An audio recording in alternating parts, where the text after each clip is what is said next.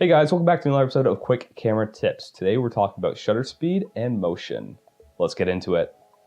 To control your shutter speed, use something called the main dial. That's this little guy right here. Let's get a closer look on that. With the higher shutter speed, we're going to eliminate more motion, but we're also going to eliminate light coming into the camera. I'm going to save that for another video though, because that's more in depth. While you're seeing that 1/over sign, that means you're measuring in under a second. So 1/60th of a second, 1/25th of a second, etc., etc. With a lower shutter speed, we're going to capture more motion. So as things are moving in and out of the frame, we get a nice blur effect on it.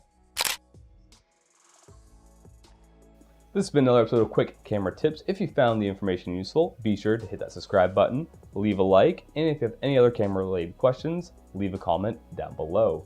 If you want to stay up to date on when I upload a new video, just follow me on all my other social media platforms. They're all linked in the description. I'll see you guys in the next video.